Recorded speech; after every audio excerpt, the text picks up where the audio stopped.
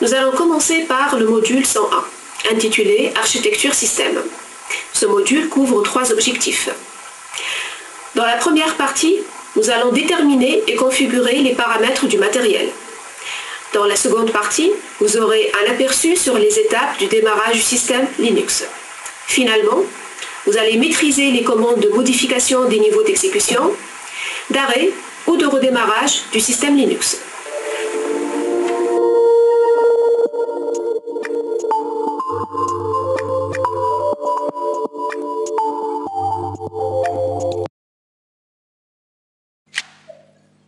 Pour cette partie, nous allons voir comment déterminer et configurer les paramètres du matériel sous le système Linux. De façon générale, les périphériques sont reliés à l'ordinateur à travers des contrôleurs tels que les contrôleurs IDE, SATA ou encore les contrôleurs ACSI pour le cas des disques et les contrôleurs USB. Les contrôleurs communiquent avec le processeur et la mémoire à travers des bus. Les contrôleurs et les périphériques sont gérés par des pilotes qui sont généralement implémentés sous forme de modules complémentaires au noyau. Linux considère tout comme étant un fichier, ce qui constitue, entre autres, une parmi les points forts du système Linux. À ce moment-là, un périphérique sera représenté aussi par un fichier, et l'ensemble, effectivement, des fichiers représentant les divers périphériques qu'on a sous le système Linux sont regroupés sous le répertoire /dev. Les répertoires /sys et /proc sont deux répertoires contenant des informations émanant du noyau sur le fonctionnement actuel des divers services, des divers périphériques et des informations en temps réel sur l'état actuel du système. Donc nous allons voir dans cette partie les divers fichiers, répertoires, mais aussi les commandes qui permettent d'exploiter les informations sur le système. La commande lspci est une commande qui vous permet tout d'abord d'avoir des informations sur les périphériques reliés aux divers bus PCI. Chaque périphérique ou adaptateur PCI sera identifié par un numéro ou un identifiant unique qui est associé par le noyau. Dans l'exemple d'affichage qu'on a dans ce transparent, l'identifiant d'un périphérique correspond au premier champ de chaque ligne. Donc chaque ligne correspondant à la description réduite d'un périphérique particulier. Par exemple, 002.00.0 constitue l'identifiant du premier périphérique attaché au système à travers, bien sûr, le premier bus PCI. Donc la commande lspci, telle qu'elle est donnée dans ce transparent, elle vous donne un résumé, une liste des différents périphériques attachés aux divers bus PCI. Si on veut avoir plus de détails sur les paramètres de chaque périphérique, on pourrait utiliser la commande lspci avec l'option "-v" ou encore l'option "-vv". Si vous voulez avoir des informations détaillées sur un périphérique particulier, récupérez son identifiant grâce au premier champ donné par lspci. Ensuite, vous pouvez le donner comme argument à la commande lspci-v-s.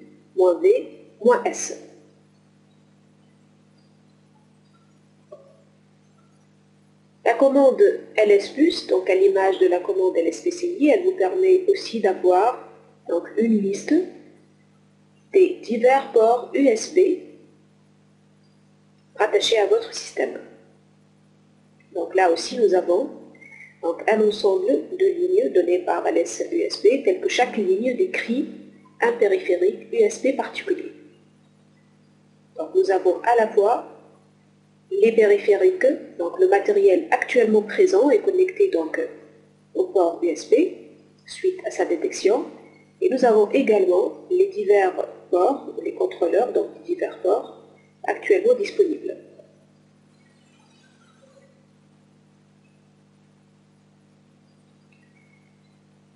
Diverses commandes du système vous permettant donc d'avoir des informations sur les divers types de périphériques se basent en réalité sur des fichiers prédéfinis, des fichiers qui sont pour la plupart contenus dans le répertoire /bloc. Le répertoire /bloc est un répertoire très important. En réalité, le répertoire /bloc n'a pas d'existence physique sur les disques, puisqu'il s'agit en fait d'informations ou de données dynamiques générées à la volée par le noyau du système d'exploitation.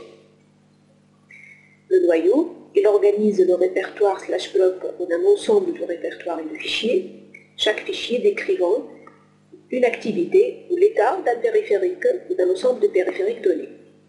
Par exemple, le fichier /proc/ioports vous donne la liste des ports d'entrée-sortie actuels.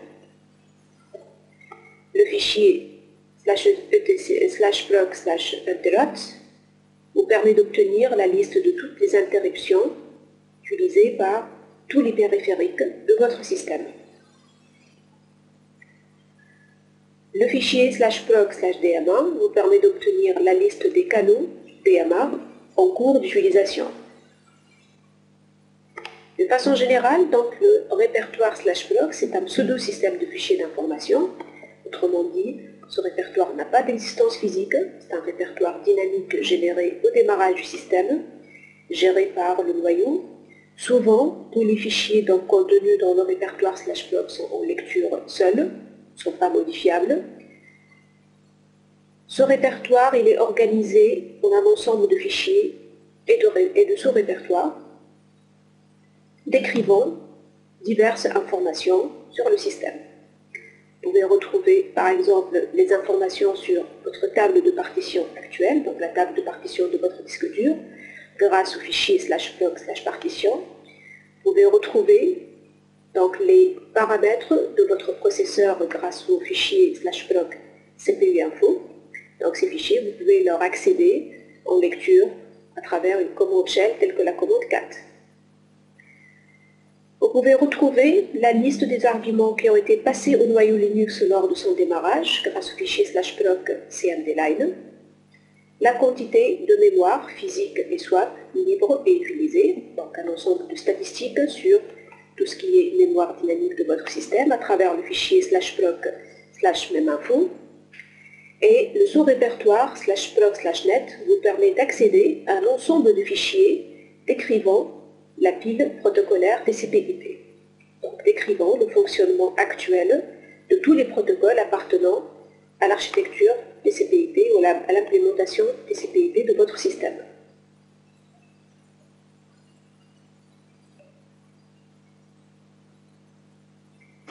Sysfs est un système de fichiers virtuel introduit par le noyau Linux 2.6. Il a été conçu pour exporter les informations présentes dans l'arbre des périphériques qui, pour ainsi, ne plus encombrer au fait le répertoire /bloc. Sysfs est organisé en un ensemble de sous-répertoires.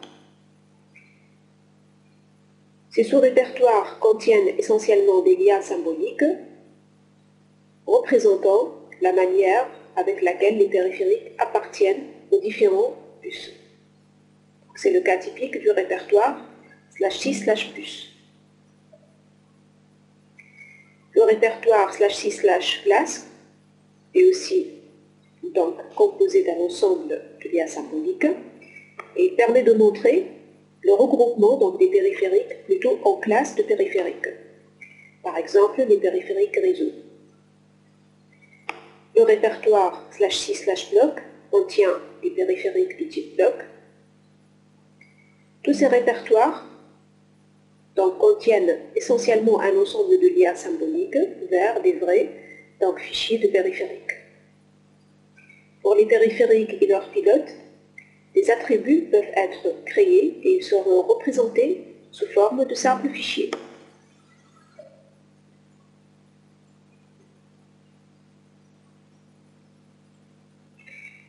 Le système Linux supporte également donc, la norme USB pour Universal Serial Bus.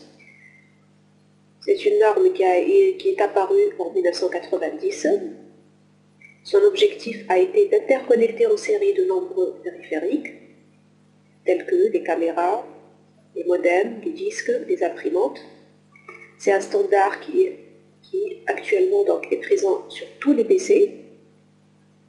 Il a l'avantage d'être plug and play, autrement dit, donc les différents périphériques connectés par port USB peuvent directement, donc à chaud, être connectés à votre système. Ils seront détectés directement.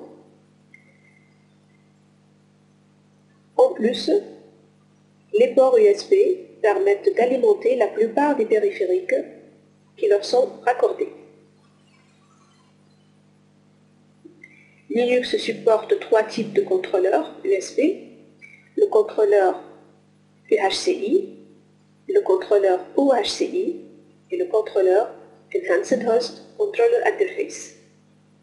Ces 3 contrôleurs sont implémentés sous forme de 3 modules intégrés au noyau du système Linux.